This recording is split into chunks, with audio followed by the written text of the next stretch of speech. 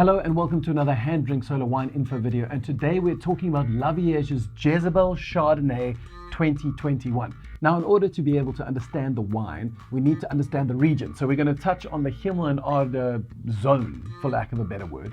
Then we're going to look at what the wine tastes and smells like in the glass. And finally, we'll talk about what that teaches us about winemaking and grape farming.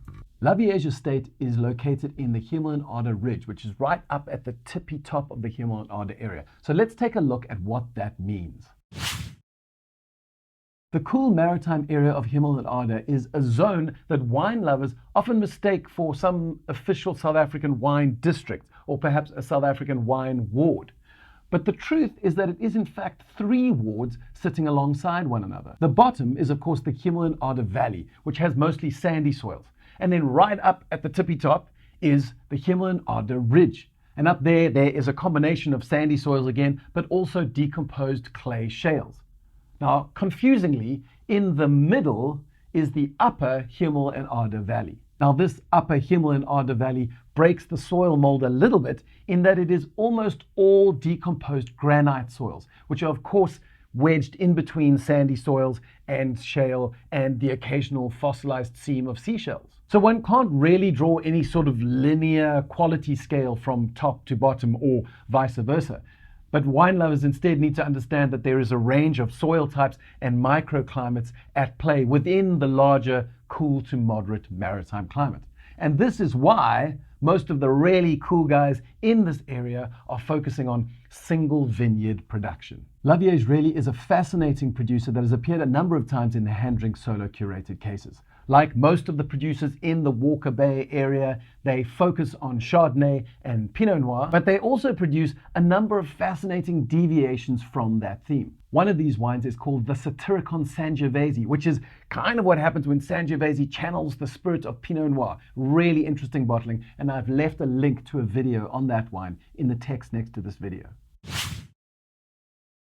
The winemaker at Vierge is Christo Kotze, and he's been there since 2017. And before that, he spent time under Koenie Steeman at Ristenfrieda, and he also spent time at Rustenburg before heading off to California and Australia, and then coming back and joining the Vierge team in the Hemel-en-Aarde Ridge.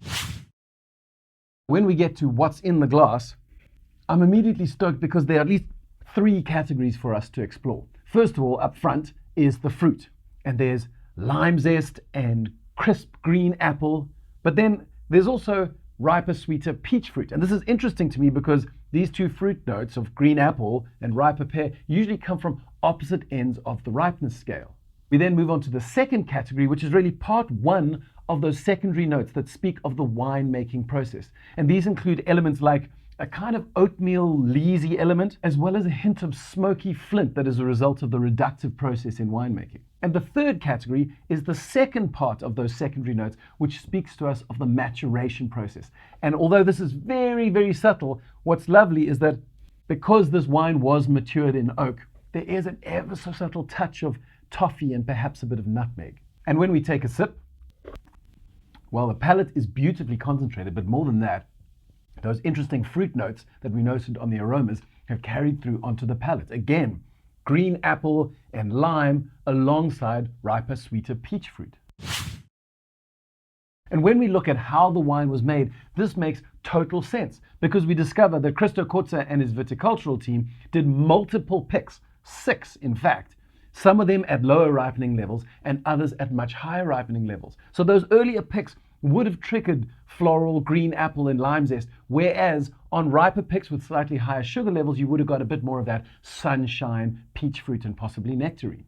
Okay, so we touched on a number of topics while talking about this wine today, all of which could have been video topics all on their own. We touched on the Chardonnay flavor spectrum, and we did a little mini profile on the Hemel-en-Aarde area. So if there are things that you want to learn more about within the wine world, leave a comment in the note below so that I can expand on those in our future videos.